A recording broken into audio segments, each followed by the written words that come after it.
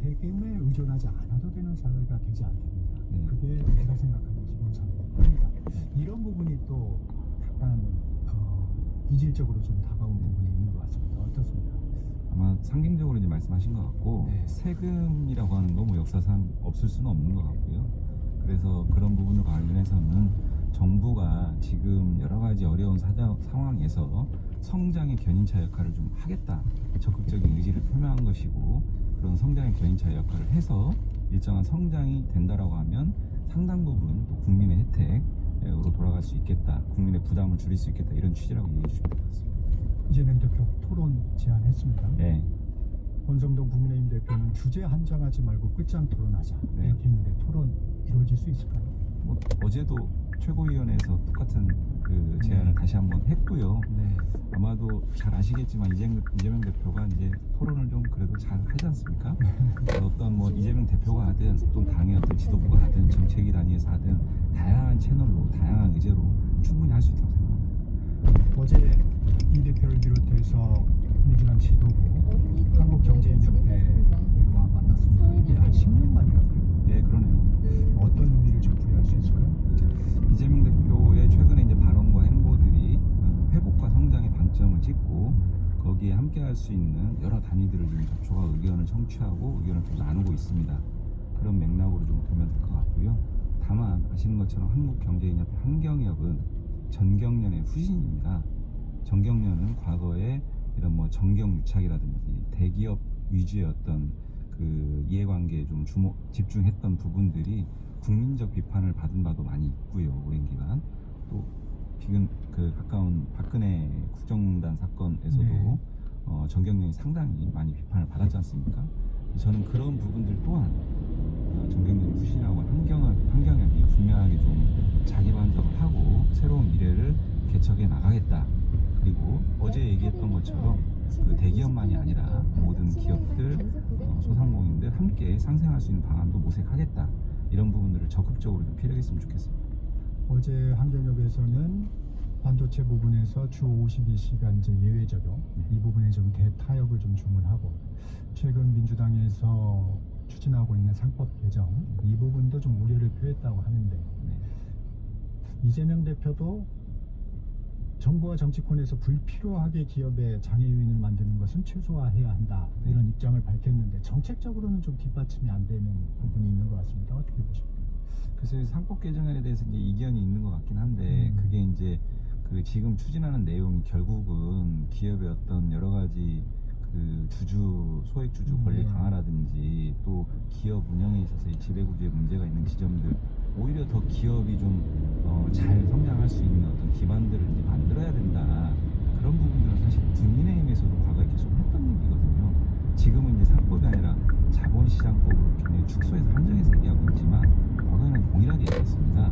이런 부분들이 기업 입장에서 무조건 우리 기업 경영에 반대, 장애가 된다 이렇게만 인식하는 것도 조금은 동의하기 어렵고 그래서 충분히 저는 토론을 하면 접점을 찾을 수 있다고 생각하고요. 반도체 특별법만 해도 지금 당장 중요한 게 재계 입장에서 기업 입장에서는 빠른 지원을 통한 어떤 반도체의 어떤 이런 성장들을 갈증이 매우 크거든요. 근데 주 52시간이라고 하는 어떻게 보면 특별법 내용에 있어서는 그 부차적인 부분이었어요. 애초에는 이런 부분들이 꼬리가 몸통을 흔들듯이 반도체 특별법 나머지 더 핵심적인 내용들이 지금 온데간데 없이 그 불안정한 상황에 처해 있거든요. 민주당 이재명 대표는 합의가 된 오히려 더 핵심적이고 본질적인 지원 방안 부분에 대해서는 적극적으로 논의할 수 있다. 그러나 공시간 문제는 민감한 부분이 있으니 좀 더 수기하자 이런 입장이에요. 어떻게 보면 이게 더 실용적이고 실사구시적이라고 생각을 하는데 지금 국민의힘은 계속 본질적이지 않은 어떻게 보면 부차적인 부분 가지고 더 핵심적인 부분은 하지 않겠다 이러고 있거든요. 맞지 않나요? 그게 아마 그러지 않았을까요? 이재명 대표가 주 52시간 예외 적용 문제를 먼저 꺼내면서 이게 이제 원점으로 돌아가니까 이제 국민의힘에서 그런 행보를 좀 비판하는 부분이 있었던 것 같습니다. 노란봉 특법 재발의하죠. 네. 의원님이 대표 자료가 들어온 것 같습니다. 근데 지금 아직 발의는 안 됐고 저랑 나머지 야당들 의원들하고 같이 좀 상의 중이고 오늘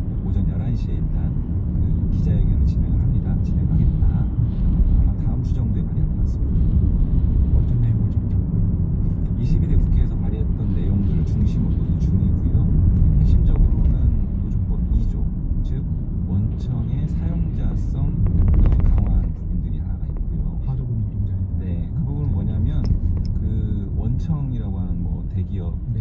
이런 원청들에서 하청 업체의 사업에 관여하거나 또 하청 노동자들의 노동 과정에 관여하는 만큼 책임은 같이 져야 되는 거 아니냐라고 하는 사용자로서의 책임을 져라.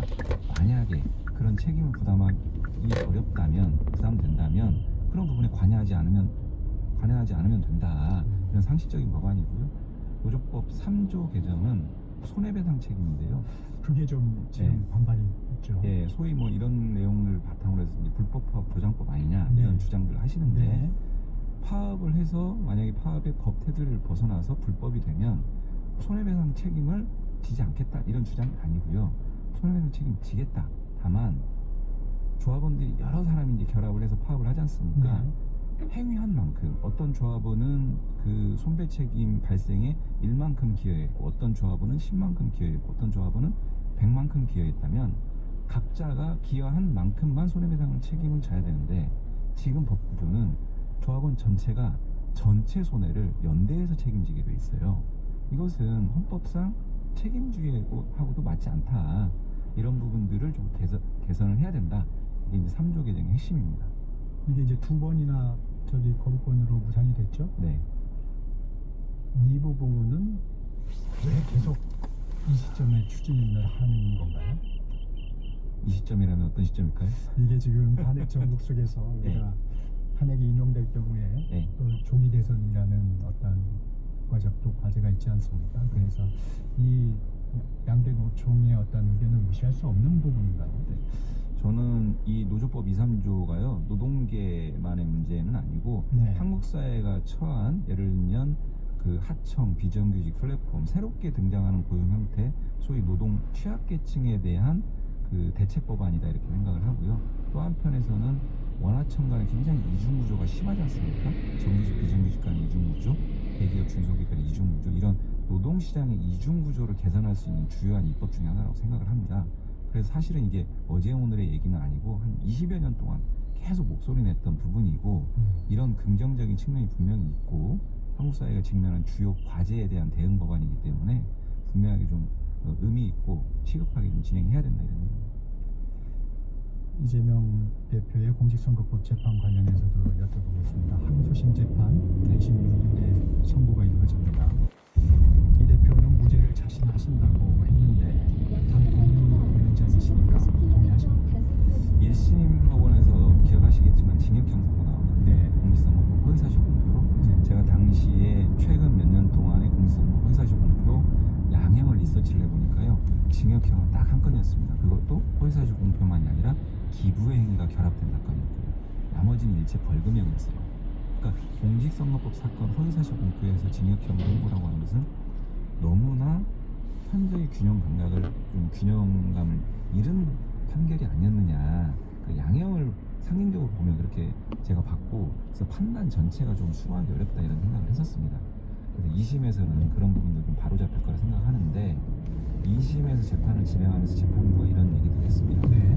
그 백현동 발언은 경기도 국정감사에서 했던 발언인데 국회에서의 증언 감정 등에 관한 법률에 따르면 그런 국정감사장에서 했던 발언은 그 해당 법안에 따른 처분 이외에는 형법이나 이런 다른 여타의 어떤 불이익 처분을 하지 못하게 해놨어요 법상.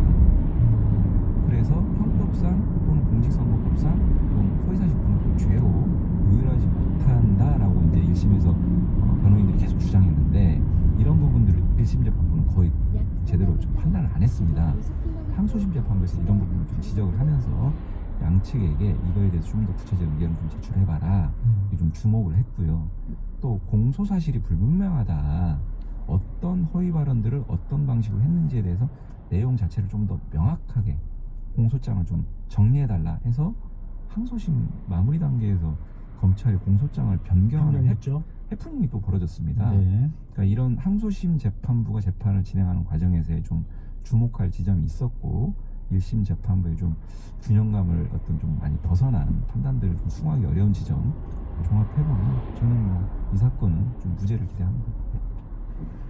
민주당이 기대와는 다르게 다른 결과가 나오더라도 항소심이기 때문에 네. 이재명 대표의 당내 역학구도 만약에 있을 탄핵이 인용될 경우에 조기 대선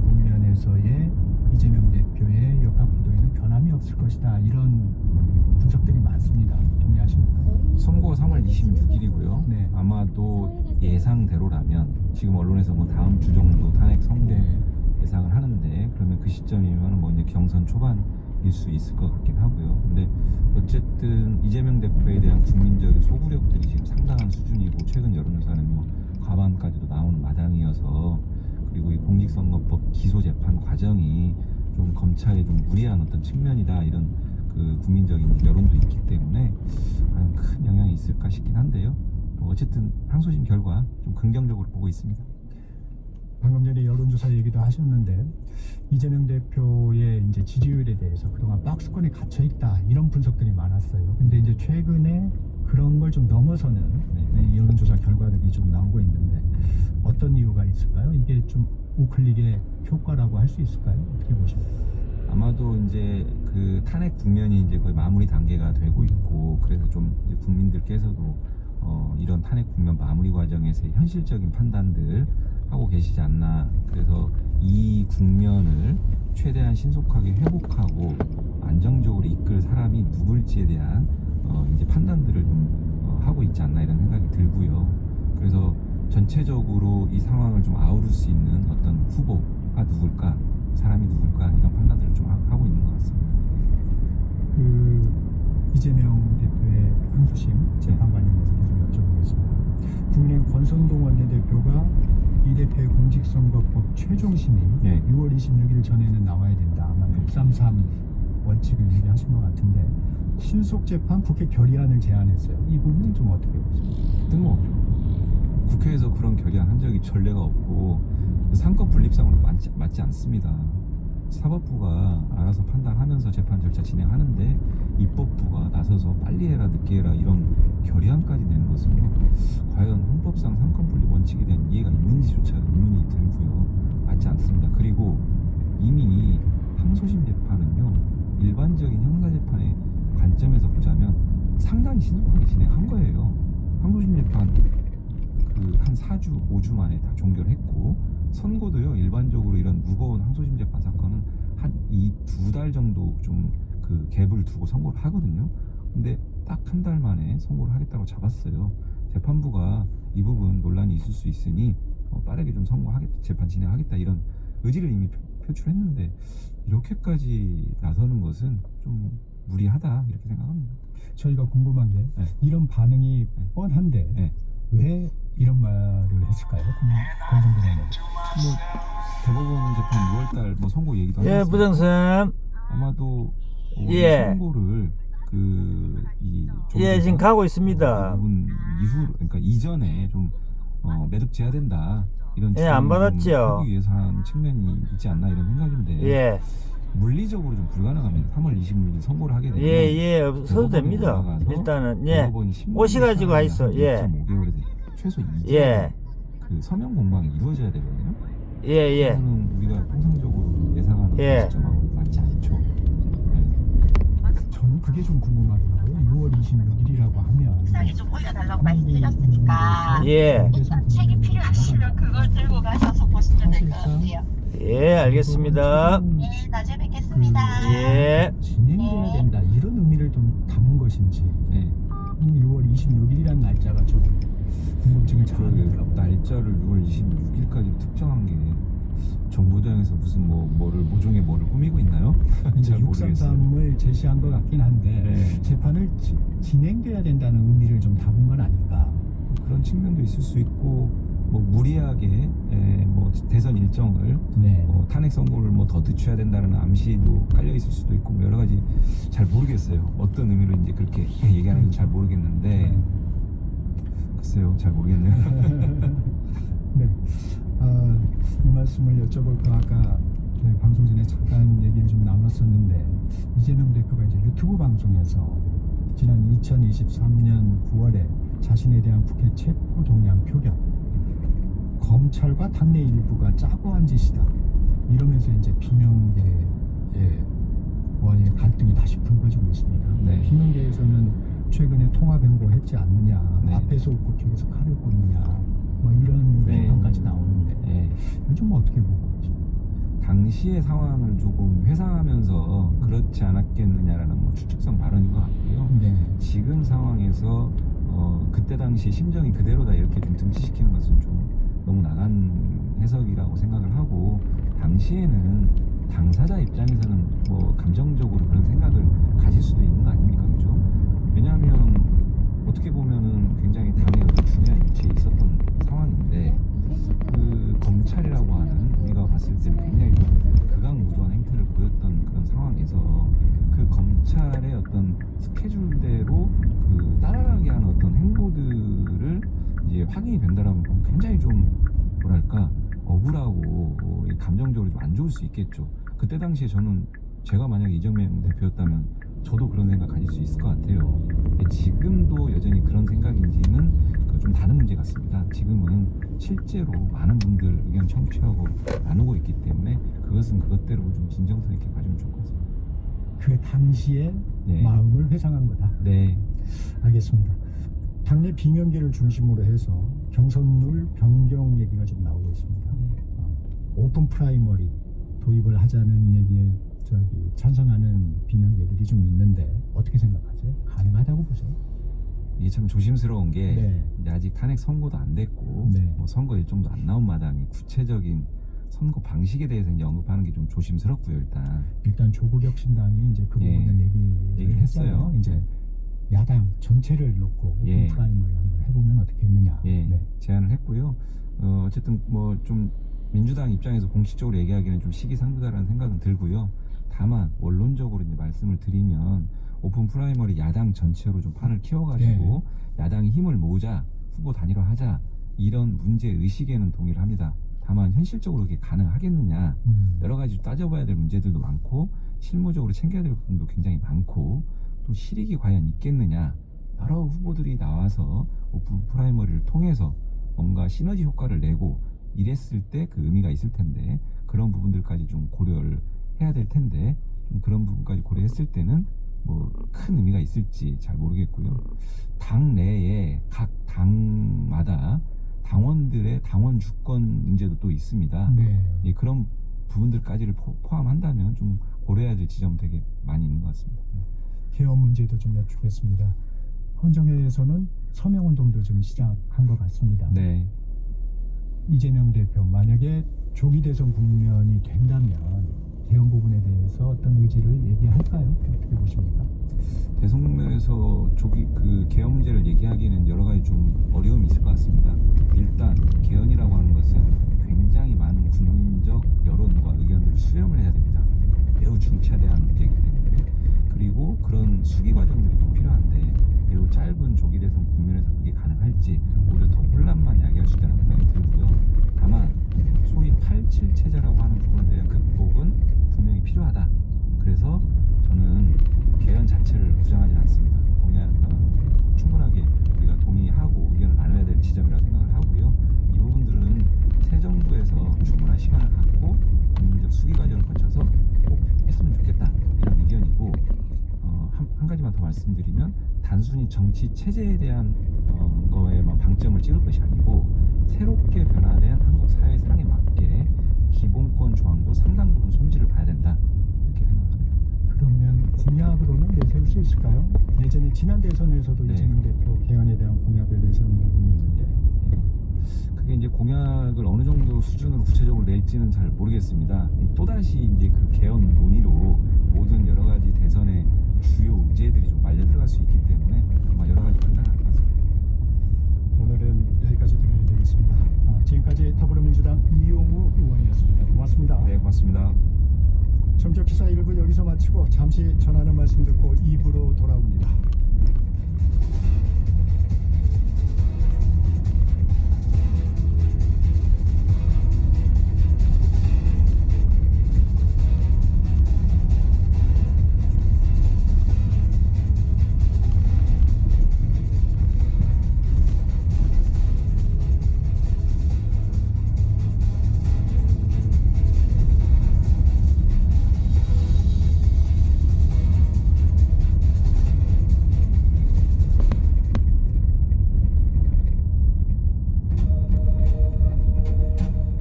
광복 80년 KBS 라디오 캠페인 밸류업 대한민국.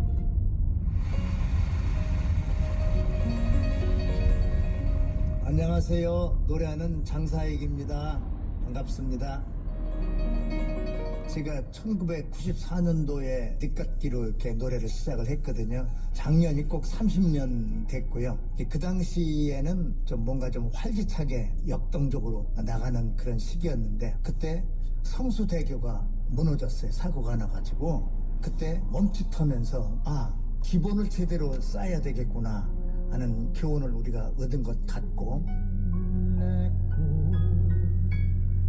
또 음악적으로 보면은 서태지 그리고 H.O.T 같은 슈퍼스타와 아이돌 같은 음악들이 태동한 시기가 아닌가 생각을 합니다. 저는 그 속에서 그냥 이름 없는 불꽃처럼 세상에 나왔죠. 우리나라의 모든 예술이 세계로 펼쳐지고 있고 각광을 받고 있는 그런데 우리나라의 색깔, 향기가 좀 들어가 있으면 어떨까 생각을 해요. 중국 음악을 들으면 짜장면 같은 냄새가 나고 인도 음악을 들으면 인도의 카레 냄새가 나고 하듯이 우리나라의 음악도 구수한 된장 같은 냄새가 나는 그런 음악들이 세상을 향해서 나갔으면 좋겠다는 생각이 들고 저는 시를 많이 노래를 하고 있거든요. 제가 외국에 나가서 공연할 적에 그 노랫말 번역해서 주면은 깜짝깜짝 놀랍니다. 노랫말 하나라도 한국적인 냄새라든가 추가되면은 생명력이 오래오래 가지 않겠나 하는 생각을 합니다. KBS 라디오 캠페인 밸류업 대한민국이었습니다.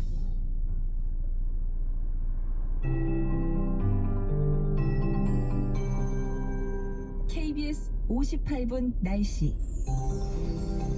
날씨는 안정기와 불안정기를 넘나드는데요. 가운데 오늘 서쪽은 안정적인 날씨가 되겠고요. 동쪽은 강수도 약하게 이어지고 바람도 불겠습니다. 또 동쪽 지역을 에워싼 해상의 파도 또 너울도 주의하셔야겠습니다. 오늘 가끔 구름이 많이 끼겠습니다. 영동 및 영남, 동해안, 또 제주는 흐린 날씨를 보이면서 오후부터 저녁 사이에 동쪽 해안과 산지 쪽에 비가 내리는 곳이 있겠습니다. 비의 양은 5mm 미만이 되겠고요. 산지 쪽에는 1cm 정도의 눈이 내리겠습니다. 그간 많은 눈이 내렸던 지역이 있습니다. 강원도라든가 경기 동부 등 중부 지역, 또 전북 동부, 경북을 중심으로 빗반이 많습니다. 감소운행 하셔야겠습니다. 또 풍랑특보가 발효 중인 동해와 남해, 제주 먼바다 쪽엔 내일까지 최대 4m의 높은 파도가 일겠고요. 또 역시 동해안과 제주 해안에 너울성 파도가 높기 때문에 이쪽에 안전사고에 유의하셔야겠습니다. 오늘 아침 일부 중부 지역으로 안개 낀 곳이 있습니다. 강원 산지는 동풍이 유입되면서 가시거리 200m 미만의 짙은 안개 끼는 곳이 있어서 이 점 주의하셔야겠습니다. 오늘 아침에는 조금 쌀쌀했습니다. 겨울 느낌이 좀 있었는데요. 낮 기온은 서울 전주 10도, 대전 11도 등 6도에서 11도가 되겠습니다. 일교차가 크니까 건강관리에 유의하셔야겠습니다. 지금 서울의 기온은 영하 0.8도, 습도 79%입니다. 강혜종입니다.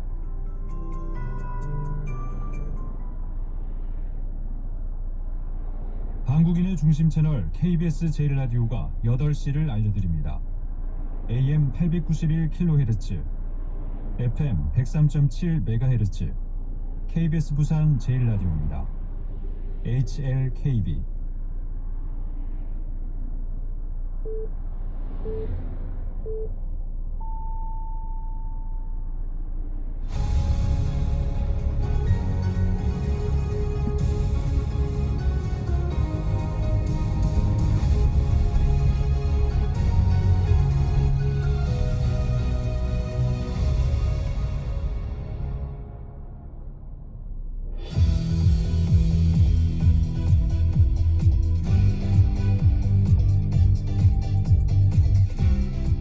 한동훈 전 국민의힘 대표가 본격적인 행보를 시작했습니다. 친한계 대표 인사죠.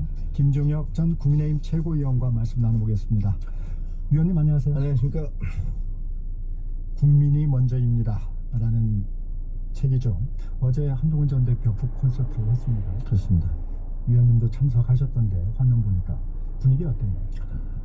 예, 아주 열광적인 지지를 받았죠. 그래서 그때 당시 이제 그 장소는 200여 명 정도밖에 못 들어갔었는데 그 밖에 500명 이상 제가 보기엔 굉장히 많은 인원들이 늘어서 환영을 해줬고 끝날 때까지, 끝난 다음까지 그래서 이제 한 2시간 넘게 강연을 행사가 있었는데 돌아갈 때까지 기다리고 계시더라고요.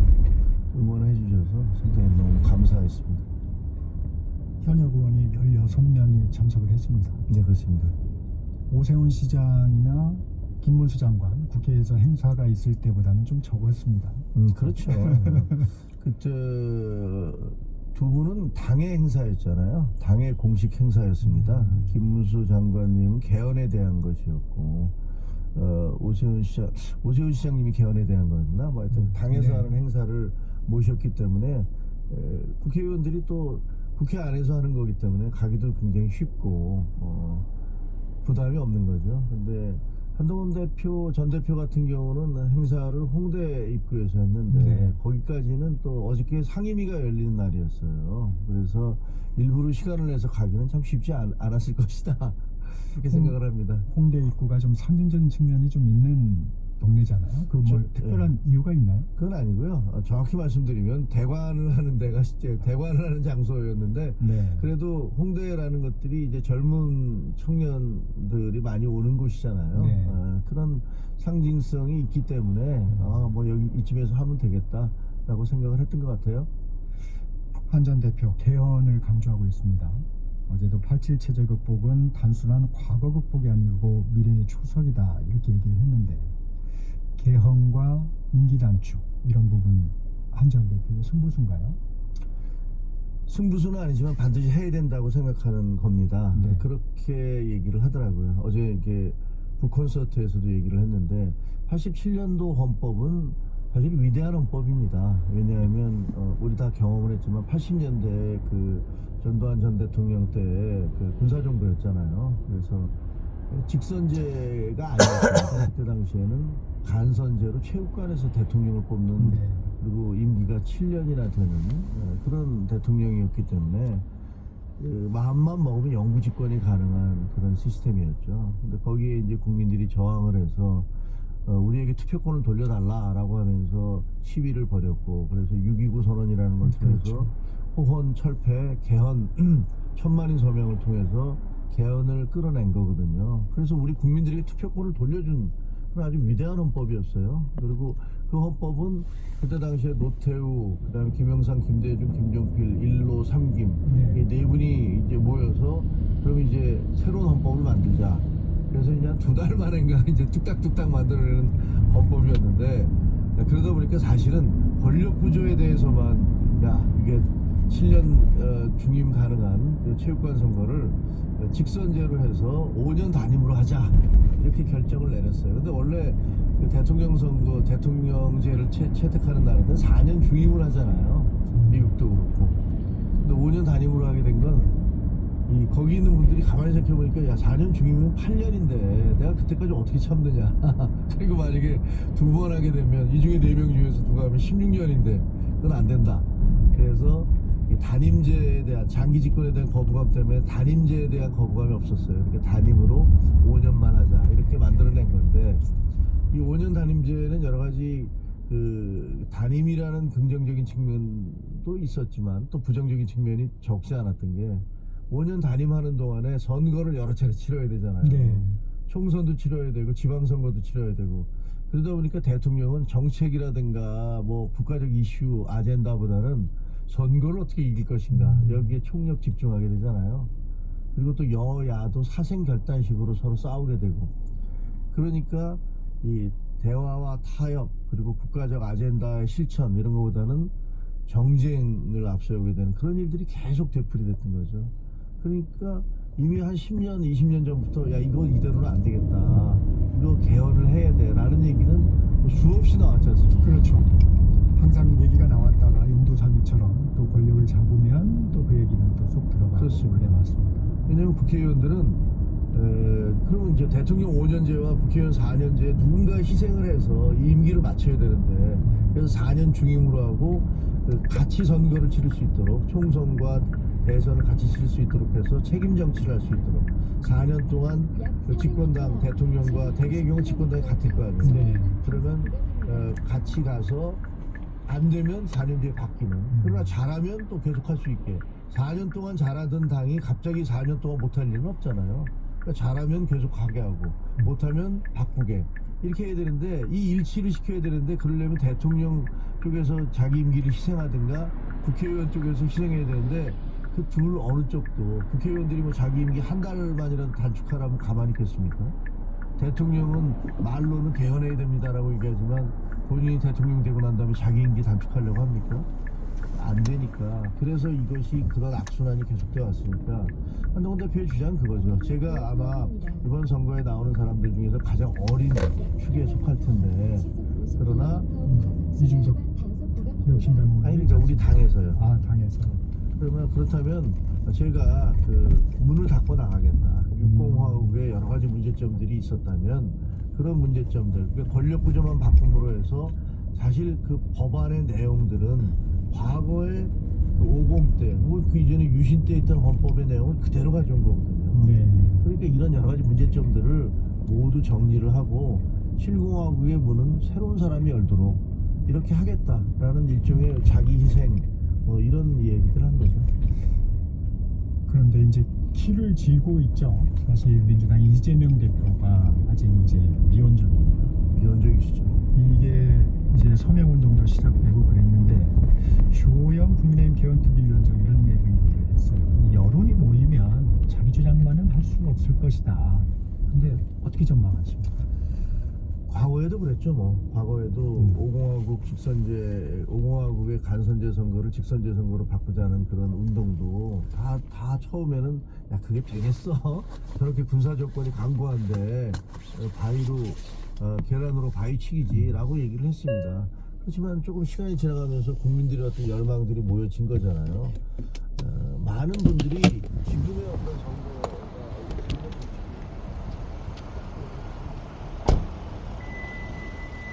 알았어.